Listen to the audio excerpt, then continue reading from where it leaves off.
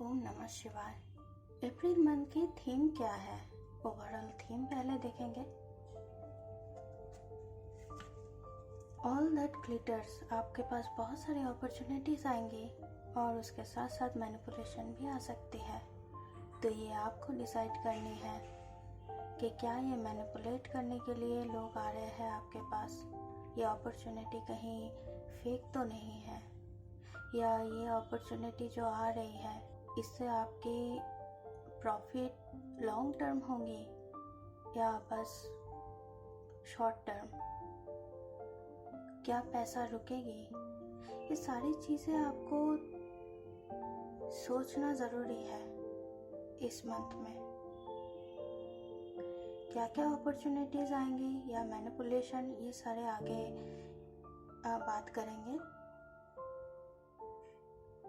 तो नेक्स्ट हम देखेंगे कि ऐसी कौन सी चीज़ है जो पिछले मंथ से कैरी फॉरवर्ड हुई है, जो शायद आपको भी नहीं पता लेकिन आपको इफ़ेक्ट कर सकती है अगर आपने इस चीज़ को हील नहीं किया।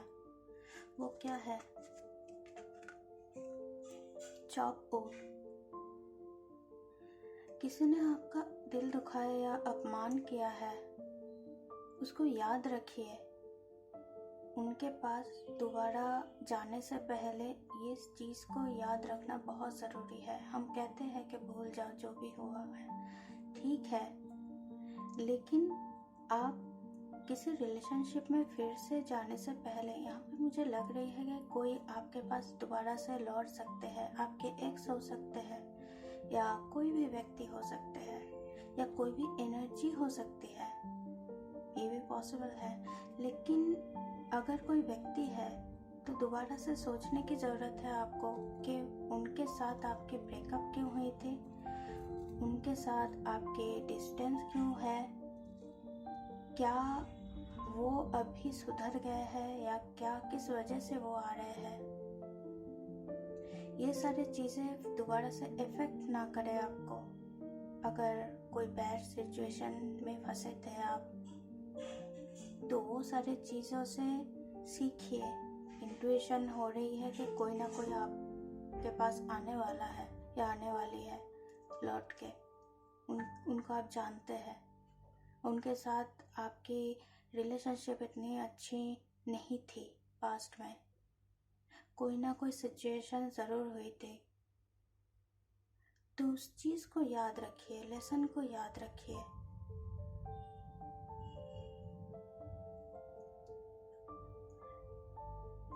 तो ऐसी कौन सी बाधा आ सकती है नेक्स्ट मंथ?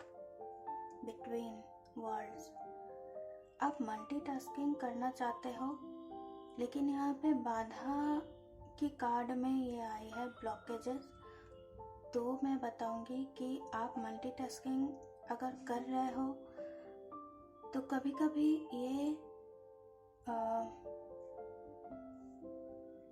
कभी कभी हम मल्टीटास्किंग करते हैं, हम प्रैक्टिस अगर करते हैं, हमारी मसल मेमोरी में वो बैठ जाती है तो कोई प्रॉब्लम नहीं होती। लेकिन कभी कभी हम बहुत सारे काम इकट्ठे करना चाहते हैं, लेकिन उसके लिए हमारे पास प्रैक्टिस नहीं होती, हम भूल जाते हैं।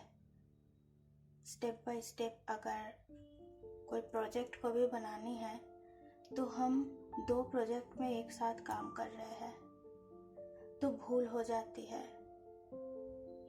तो प्लीज़ पहले अपनी स्ट्रेटेजी बनाइए। अगर आपको इकट्ठे बहुत सारे काम भी करने हैं, जैसे किसी की शादी है, आपकी ही शादी है, तो बहुत सारी चीज़ों को आपको संभालनी है या बहुत सारी चीज़ों में आपको फोकस करनी है, तो प्लीज़ आप एक स्ट्रेटेजी बनाइए, रूटीन बनाइए। रूटीन नहीं, एक टाइम टेबल बनाइए कि किस टाइम पे आप कौन सी काम को करेंगे। तभी ये सारे जो प्रॉब्लम्स है उसे आप अवॉइड कर सकते हैं, वरना कोई ना कोई ब्लंडर होने की यहाँ पे चांसेस बहुत है, उससे बचिए। नेक्स्ट बात करेंगे क्या क्या पॉसिबिलिटीज, अपॉर्चुनिटीज, गिफ्ट्स या ब्लेसिंग्स आ सकती है इस मंथ। जब भी आप ये रीडिंग को देख रहे हैं, ये टाइमलेस रीडिंग है, तो कभी भी आप इस रीडिंग को देखेंगे तो उस मंथ से ही आपके 30 डेज या 31 डेज शुरू होंगी।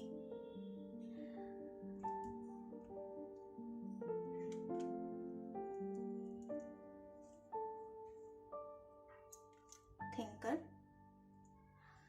लास्ट कार्ड में मैं बता रही थी बिटवीन द वर्ल्ड कि आपको कुछ ना कुछ रूटीन, टाइम टेबल, ये सारी चीज़ों को बनाना ज़रूरी है, ताकि आप मल्टीटास्किंग भी कर रहे हैं या बहुत सारे काम इकट्ठे आपको करनी पड़ रही है तो वो स्मूथली होता रहे। यहाँ पे भी वही बात कर रही हूँ कि थिंकर, लेकिन इस मंथ आप बहुत सारे प्रेशर को हैंडल करने की जो काबिलियत है, जो सोचने की जो आपकी क्षमता है वो बढ़ेगी। आप सोच पाओगे बहुत जल्दी। शायद कुछ दिनों से या कुछ महीने से आपके ब्रेन में फॉग, जैसे फॉगी हम कहते हैं कि कुछ भी सोच नहीं पा रहे हैं, कंफ्यूजन बहुत है, वो सारे धीरे धीरे क्लियर होती जा रही है, मुझे दिख रही है। आप बहुत ज़्यादा अपॉर्चुनिटी के पास या ब्लेसिंग्स को वेलकम करने के लिए रेडी है। कमेंट सेक्शन में इस अफर्मेशन को लिख सकते हैं कि आई एम रेडी, और क्लेम कर सकते हैं इस रीडिंग को, इस अपॉर्चुनिटी को। कभी कभी हम दूसरों की रील्स या दूसरों की वीडियोस, जैसे कोई इन्फ्लुएंसर कुछ डाइट रूटीन पोस्ट किए या हेल्थ से रिलेटेड कुछ पोस्ट कर रहे हैं तो उसको हम फॉलो करने लगते हैं, लेकिन फिर रिज़ल्ट ज़ीरो आ जाती है। रिज़ल्ट उस तरीके से नहीं आ पाती जो इन्फ्लुएंसर दिखा रहे हैं या आपने जहाँ से सुना है। तो बात ये हो जाती है कि हमारी पर्सनालिटी अलग है, बॉडी टाइप अलग है, हेल्थ इशू वगैरह सब कुछ अलग है। तो आपको अकॉर्डिंगली, आपके हिसाब से उससे कोई भी चीज़ उसमें बदलाव की ज़रूरत है तो उसे बदलिए ज़रूर। पहले देखिए कि वो आपके लिए सही है कि नहीं। दूसरे के लिए सही है तो आपके लिए वो गलत भी हो सकती है। दोबारा से देखिए। और खाने पीने के मामलों में थोड़ा सा साफ सुथरा, और जो चीज़ आपको एलर्जी हो सकती है जिस चीज़ों से, तो उन सारे चीज़ों से आप थोड़ा सा बचिए, क्योंकि यहाँ पे पेट दर्द वगैरह ये सारे मुझे दिख रहे हैं, तो वो सारी चीज़ों से बचिए। मेडिसिन अगर लेनी है तो प्लीज़ डॉक्टर के पास जाइए पहले, फिर उनसे बात करके फिर ही कोई मेडिसिन लीजिए। फिलहाल यही थी आपकी रीडिंग, और आपको अगर पर्सनल काउंसलिंग की ज़रूरत है, आप सेशन बुक करना चाहते हैं, तो डिस्क्रिप्शन बॉक्स में सारे लिंक की डिटेल्स और ईमेल आईडी है, आप मुझे कांटेक्ट वहाँ पे कर सकते हैं। फॉलो कर सकते हैं मुझे इंस्टाग्राम और फेसबुक में। लाइक, शेयर एंड सब्सक्राइब ज़रूर कीजिए। कमेंट सेक्शन में अफर्मेशन लिखिए, क्लेम कीजिए आई एम रेडी। फिर मिलते हैं नेक्स्ट रीडिंग में, तब तक के लिए अपना ध्यान रखिए। शुभ रात्रि।